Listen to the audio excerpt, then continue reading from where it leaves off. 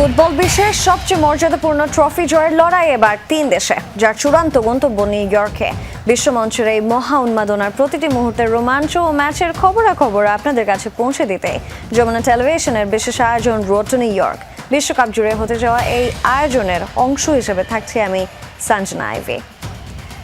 কাকতালীয়ভাবে গত রাত থেকে সকাল পর্যন্ত জয় পায়নি কোনো দল। সবকটি ম্যাচই হয়েছে ড্র। অবাক করার বিষয়, স্পেনের সঙ্গে গোলশূন্য ড্র করেছে লামিন ইয়ামালকে ছাপিয়ে ম্যাচের নায়ক বনে যান নবাগত কেপ ভার্দের 40 বছর বয়সী গোলকিপার ভাজিনিয়া। আরেক ম্যাচে বেলজিয়ামের মতো পরাশক্তিকে কাঁপিয়ে দিয়েছে মিশর। আত্মঘাতী গোলের হতাশায় 1-1 ব্যবধানে ড্র নিয়ে মাঠ ছাড়তে হয় দলটিকে। এদিকে গত বিশ্বকাপে আর্জেন্টিনাকে হারিয়ে চমকে দিয়েছিল সৌদি আরব। এবার উরুগুয়ের বিপক্ষে 1-1 গোলে ড্র করেছে তারা। আর নিউজিল্যান্ডের বিপক্ষে 2-2 গোলে ড্র করে পয়েন্ট ভাগাভাগি করেছে ইরান। দারুণ সব ম্যাচ ছিল এবং কাকতালীয়ভাবে আসলে 4টা ম্যাচ গত রাত থেকে এখন পর্যন্ত সবগুলো ড্র হয়েছে। রোমাঞ্চকর এই ম্যাচের সব খবরাখবর নিয়ে বিস্তারিত আলোচনা করতে এই পর্যায়ে রোড টু নিউ ইয়র্কে যুক্ত হচ্ছেন আমার সহকর্মী এবং স্পেশাল করেসপন্ডেন্ট হাসিনুর রহমান। হাসিনুর, সবাইকে অবাক করে দিয়ে শক্তিশালী স্পেনকে রুখে দিয়েছে নবাগত কেপ ভার্দে। ভাজিনিয়া ইয়ামালকে টপকে ম্যাচের নায়ক বনে গেছেন। কেমন লেগেছে এই ম্যাচটা, আর আপনার কাছে কি মনে হচ্ছে কি কারণে জয় পায়নি লা রোহরা?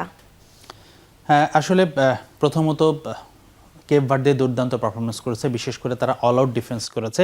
ফুটবলে একটা প্রচলিত কথা আছে, পার্ক দ্য বাস, অর্থাৎ আপনি সব কিছু দিয়ে, অর্থাৎ আপনি গোলপোস্টের সামনে যেন একটা বাস রেখে দিয়েছেন।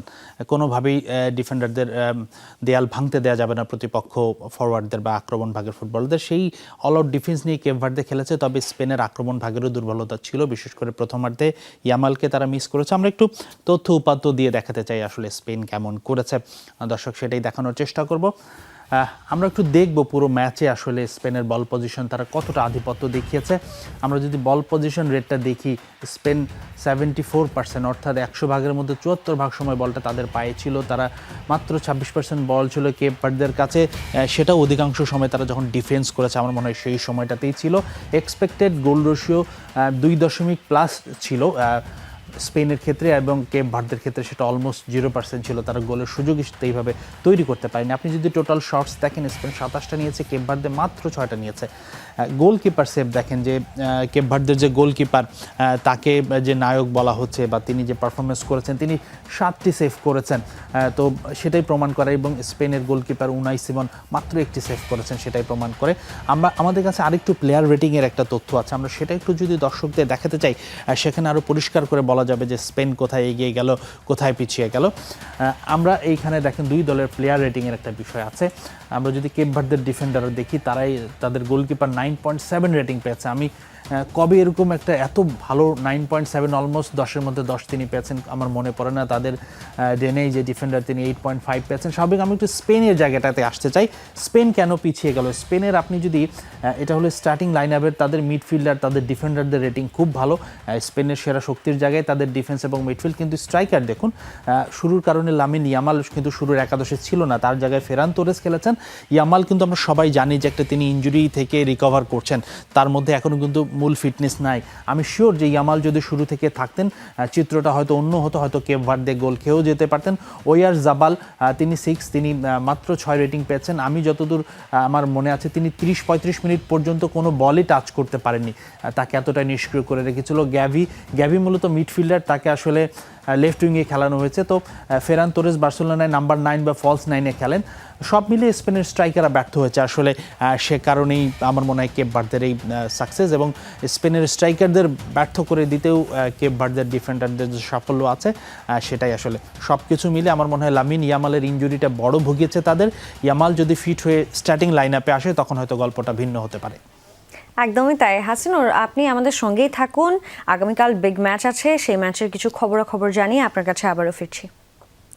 আলজেরিয়ার বিপক্ষে ম্যাচ দিয়ে কাল নিজেদের বিশ্বকাপ মিশন শুরু করবে লিওনেল মেসির আর্জেন্টিনা। জয় দিয়ে আসর শুরুর প্রত্যয় কোচ লিওনেল স্কালোনির। ইনজুরি কাটিয়ে খেলবেন গোলরক্ষক এমি মার্টিনেজ ও হুলিয়ান আলভারেজ। বিপরীতে চমক উপহার দিতে প্রস্তুত রিয়াদ মাহরেজের আলজেরিয়া। বাংলাদেশ সময় সকাল 7টায় শুরু হবে ম্যাচটি। যুক্তরাষ্ট্র থেকে বিস্তারিত জানাচ্ছেন আমাদের সহকর্মী মুজতবা তারেক।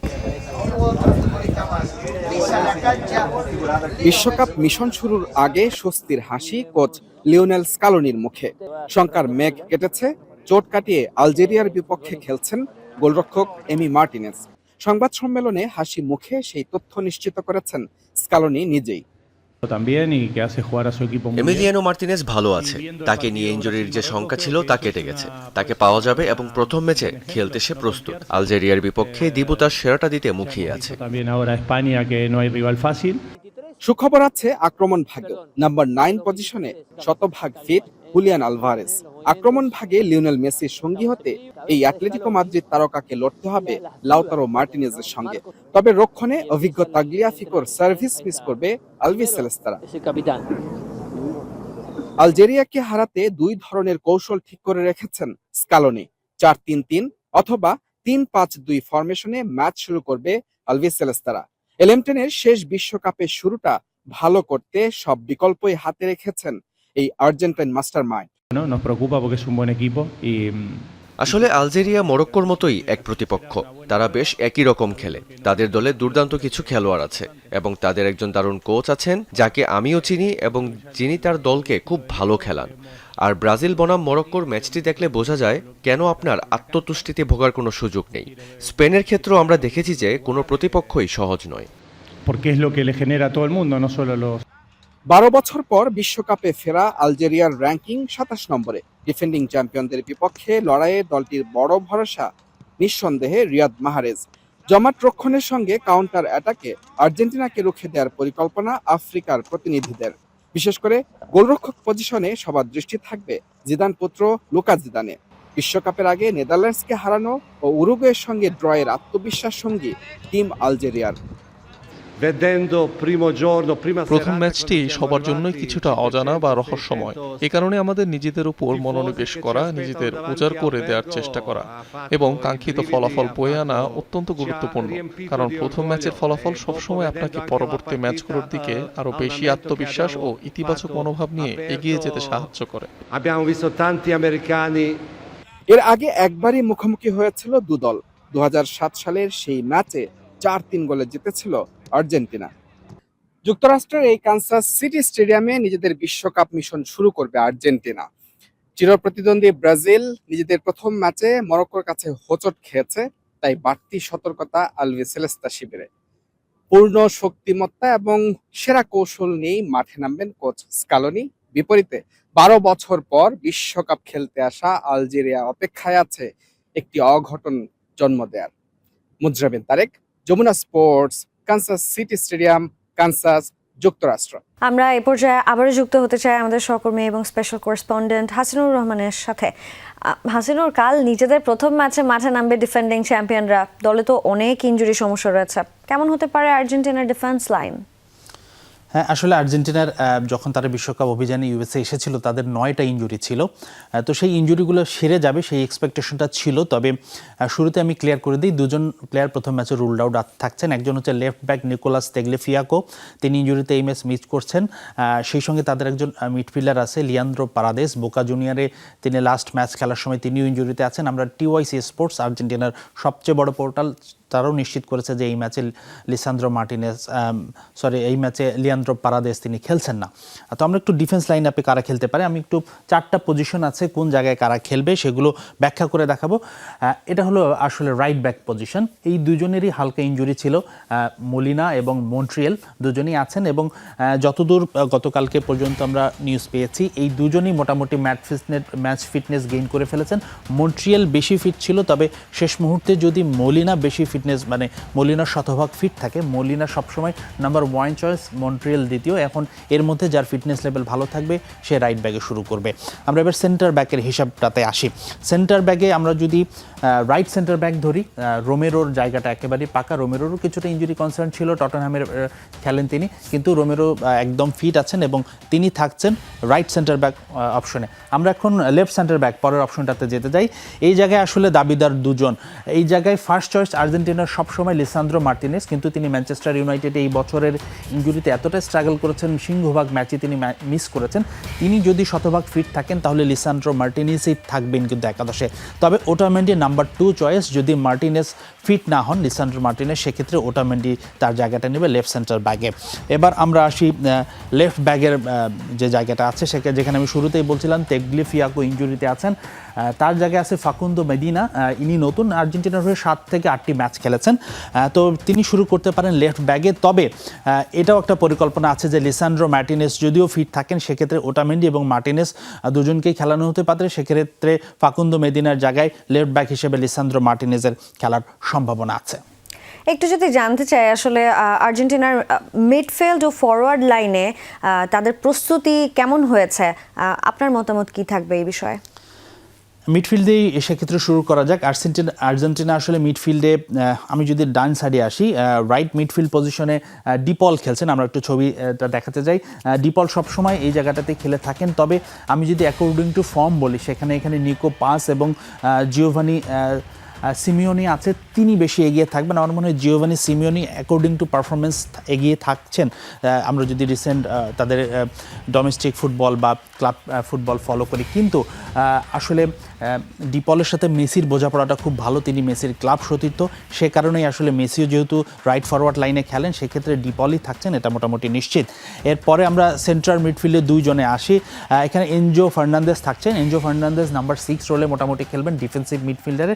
তিনি যদিও ক্লাবে নাম্বার 8 খেলেন, আরেকটু সামনে খেলেন, কিন্তু আর্জেন্টিনায় যে মিডফিল্ডারগুলো আছে তার মধ্যে তার লং পাস অ্যাবিলিটি সবচেয়ে বেশি, সে কারণেই কিন্তু এনজো ক্লাব ফুটবলে একটু 8 পজিশনে খেলেও তাকে এখানে 6 প্রপার সিডিএম বা ডিফেন্সিভ মিডফিল্ডার রোলেই দেখা যাবে।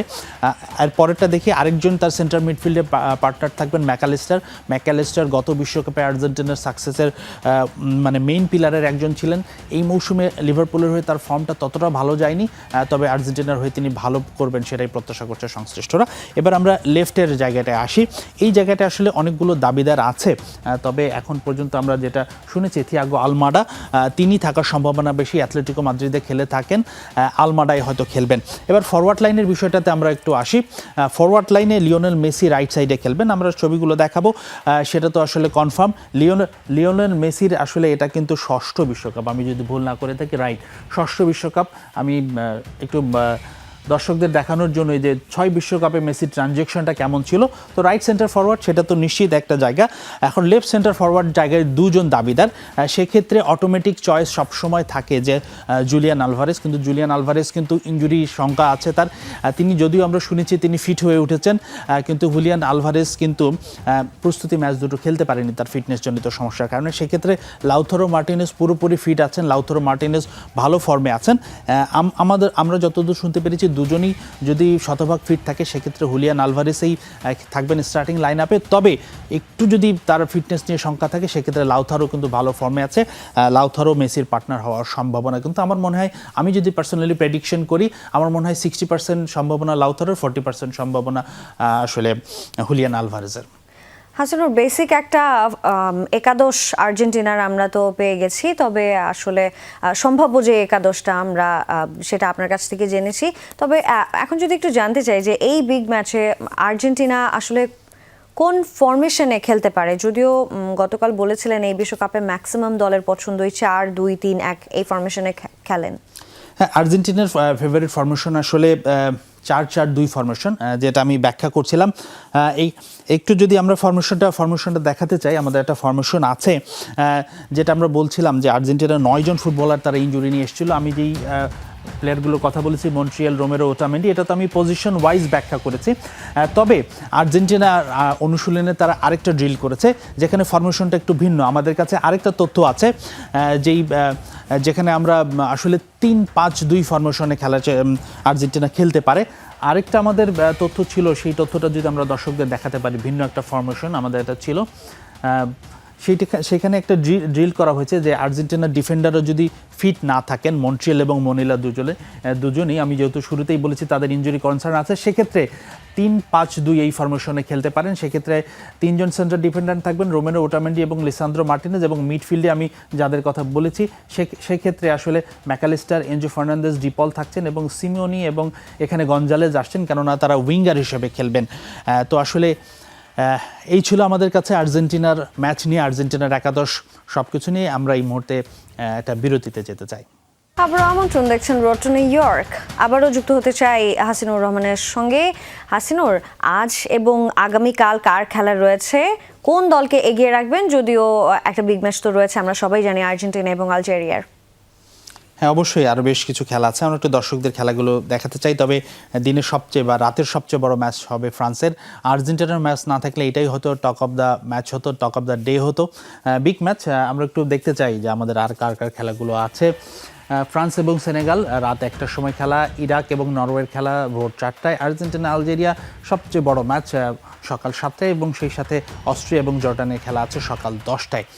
তো এই ম্যাচগুলোতে আমি যদি ফ্রান্সের ম্যাচটা আমরা আলাদাভাবে আলোচনা করতে চাই, ইরাক এবং নরওয়ে ম্যাচে অবশ্যই নরওয়েকে এগিয়ে রাখতে হবে।